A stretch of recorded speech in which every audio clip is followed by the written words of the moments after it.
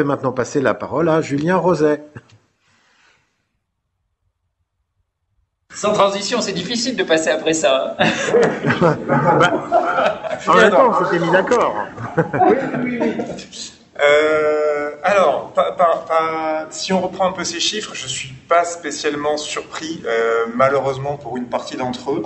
Le fait que les professionnels de la communication, alors je vais parler davantage du côté des agences, parce qu'aujourd'hui je représente l'UCC Grand Sud, le syndicat des agences du Sud de la France, et en tant que patron de l'agence Just Happiness, j'ai aussi un regard par rapport à ça. Sur le fait d'être heureux dans les métiers de la communication, j'en doute assez peu, pour la simple et bonne raison qu'il est difficile. S'il est difficile à ce point et qu'on n'y prend pas de plaisir, je pense qu'en fait on l'évite. C'est souvent ce que je disais à mes étudiants au tout début quand ils démarraient, qu'ils avaient l'impression que c'était cool. Je leur dis oui, c'est bien, mais si on n'aime pas ce métier, ça vaut pas le coup de continuer et de s'engager vraiment longtemps dedans. Donc peut-être qu'effectivement ceux qui n'ont pas été heureux ont quitté et expliquent peut-être le premier chiffre de l'observatoire. Sur la charge de travail, je pense aussi effectivement que c'est quelque chose qui est connu, c'est que l'un explique l'autre, hein, c'est la charge de travail qui se fait que ce métier est assez difficile, mais aussi l'exposition au stress. Et là, effectivement, on vient parler, faire le lien direct avec le burn-out. C'est pas quelque chose qui est nouveau, mais malheureusement, c'est quelque chose qui s'accentue. Quand on voit sur les chiffres que là, on est quasiment à 2 fois la moyenne nationale, c'est alarmant, c'est plus juste un état de fait, c'est vraiment quelque chose dont il faut se saisir très rapidement. Ça peut être lié effectivement à une fatigue entre guillemets physique, c'est-à-dire le fait de faire un nombre d'heures et donc qui est directement en lien avec une charge de travail, donc avec un volume d'heures à rendre dans une semaine, une journée, sur des coups de rush, et on sait que ça c'est des choses qui arrivent, mais qu'il faut aussi mettre en relation avec un épuisement psychologique.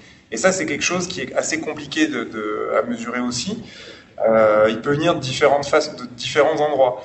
On sait qu'on est de plus en plus en compétition. Ces compétitions sont aussi souvent des dossiers qui sont annulés, qui sont avortés, qui sont durs en termes de tension, que ce soit côté agence, mais aussi côté annonceur. C'est un stress quand on doit choisir et qu'on doit remettre, parce que des fois on doit remettre, on n'a pas forcément envie de remettre en concurrence ces différents partenaires.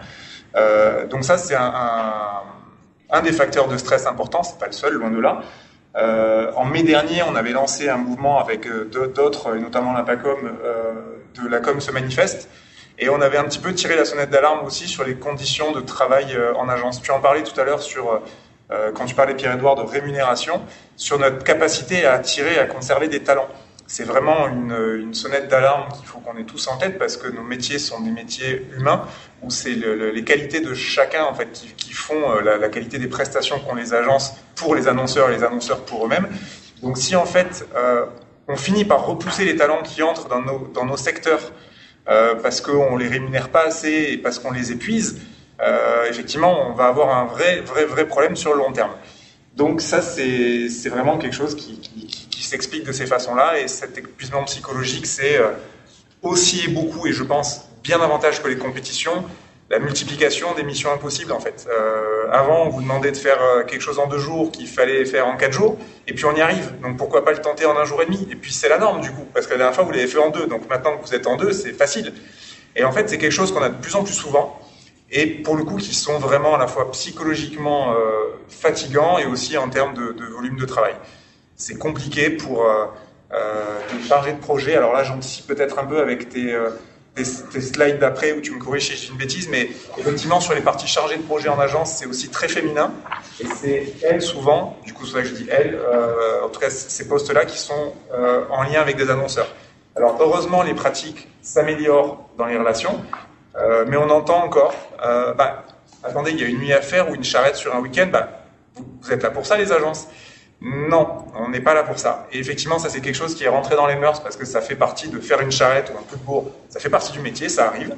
Et ça fait des fois même partie des choses qu'on aime. Mais quand ça devient la norme, c'est là où effectivement je pense que l'épuisement psychologique se rajoute à peut-être un manque de reconnaissance. Et pour conclure, je dirais plus un manque de connaissance.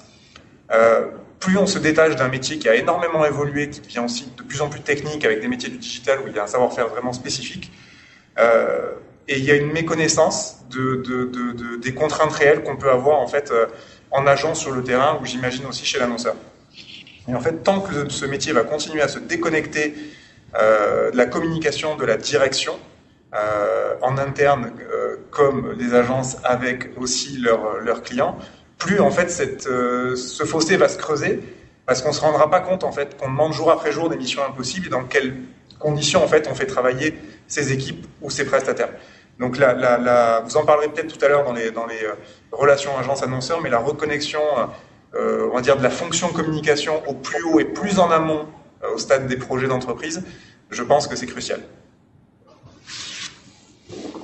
Merci beaucoup Julien pour ce regard. Je pense que ton questionnement sur le lien avec la fonction communication sera abordé effectivement, plutôt sur l'angle marketing communication d'ailleurs.